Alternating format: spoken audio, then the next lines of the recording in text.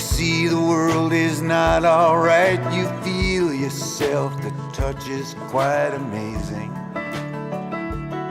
It's the human side that hurts the most. Here I am in St Andrews. The sun's coming out. Finally, it's done nothing but rain for the last 24 hours. I'm stood in St Andrews Cathedral down near the waterfront. This is where our patron saint, St Andrew, would have preached his fear to the appetital hordes. A full revolution, and looking now into the graveyard. St Andrews is situated on the east coast of Scotland. A nice wee place. They say it's drier here than the rest of Scotland. That certainly wasn't my experience yesterday. The good thing about the east coast is there are no midges. So today we'll do another little pictorial tour with some documentary for this short film.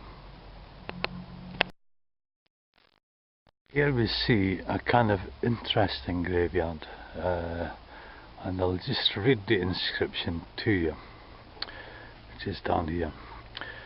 Here rest the mortal remains of Adam Ferguson LLD, Professor of Moral Philosophy in the University of Edinburgh. He was born at Lougherret in the county of Perth on the 20th of June 1723 and died in this city of St Andrews on the 22nd day of February 1816. Unseduced by the temptations of pleasure, power or ambition, he employed the interval betwixt his childhood and his grave with unostentatious and steady perseverance in acquiring and in diffusing knowledge, and in the practice of public and domestic virtue.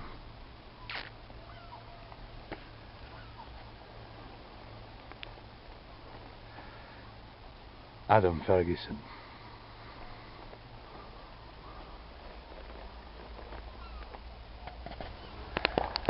This grave here is William Spalding, Professor of Logic in the University of St Andrews, born May 1809, died November 1959.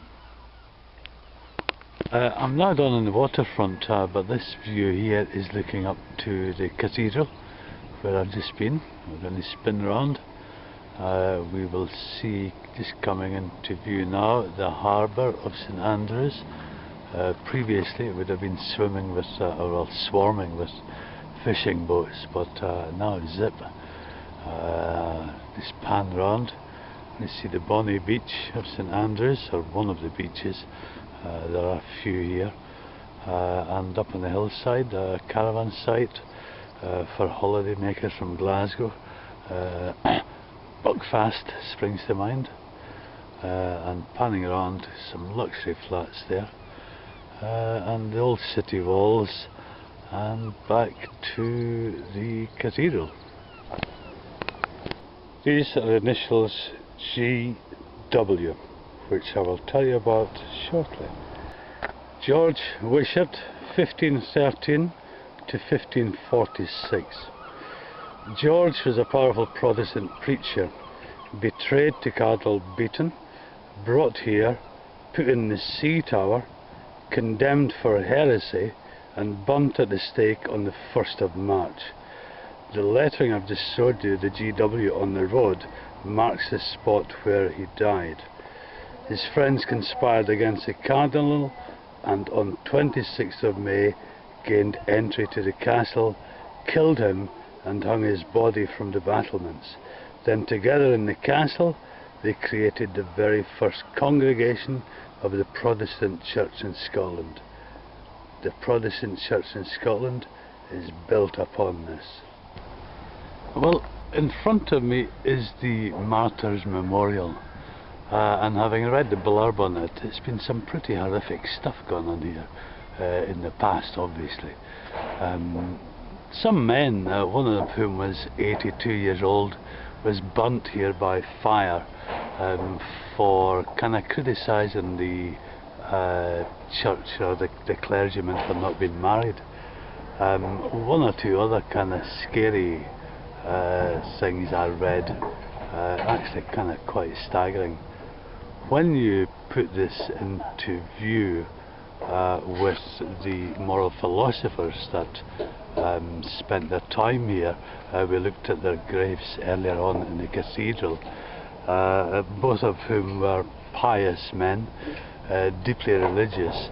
One is only left kind of wondering how professors of moral philosophy and logic and reason could have ever bought into this weird and corrupt doctrine of Protestantism. Okay, we're going to swing around now. We'll go the other way. We're looking down towards the sea there, swinging around an old bandstand, Camberwick Green style, and looking now in the distance at the West Sands, a long sandy beach, and coming around the building in front of me now is St Andrew's Golf Club, the world famous Royal and Ancient, seen globally around the TV at least once every year. Okay, I'm going to set the camera down.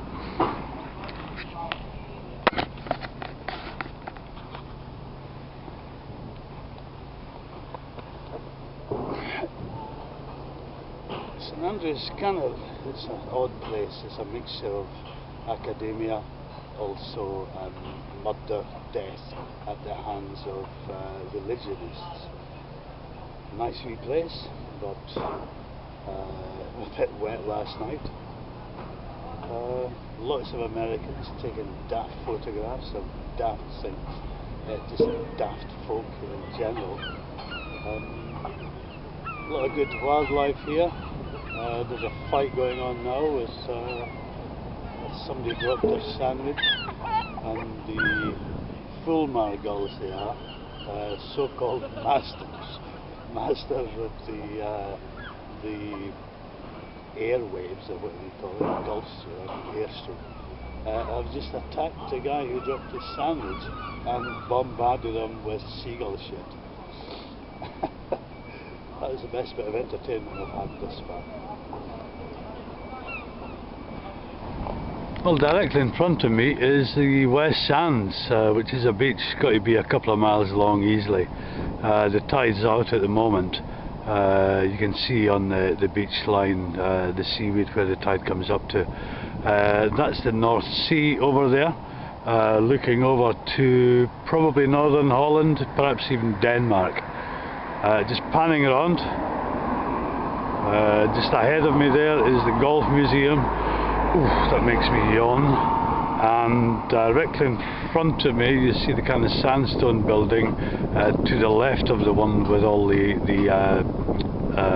scaffolding.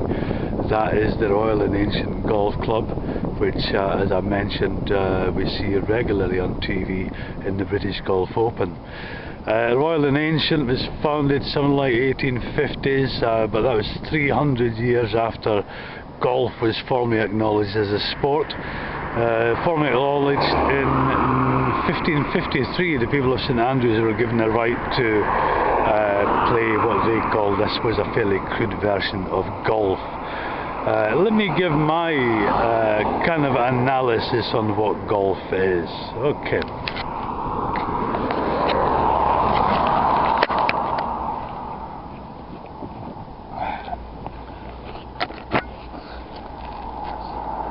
Golf is going out in the rain with a wee white ball that costs a fortune, with a bag of sticks that cost a fortune, getting soaked. You whack the ball with the stick, then walk for I don't know, maybe about 800 yards, and then you put it into a wee hole then you do the same all over again for 18 holes, and then you go to the pub. Can't get my head around golf. I think people who do golf are kind of weird. How do you think that's kind of competitive? I don't know. Here, many Americans and Japanese here, this is the mecca of golf. Maybe because it's always rainy, got winds off the North Sea, and a lot of sand, bunkers I suppose. They should just cut out the first 18 holes and just go straight to the pub. That's what any normal thinking person would do.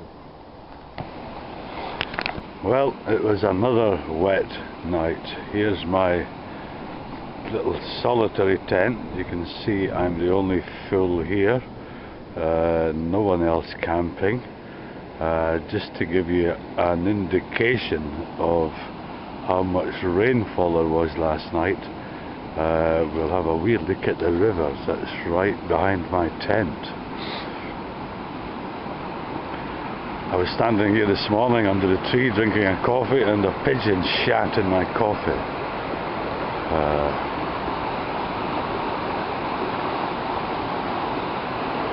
I'm thinking I'm going to abandon this today. Take a walk up here where I'll show you the river where it falls.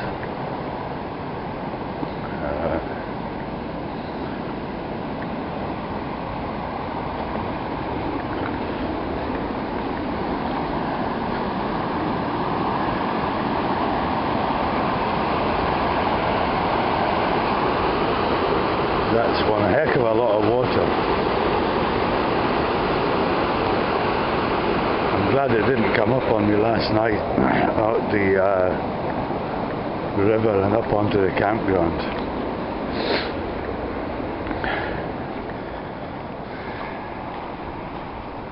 Look, no one else. I've been spending a bit of time in this little gazebo there. You'll see my horse there. In this little gazebo I've taken some shelter, and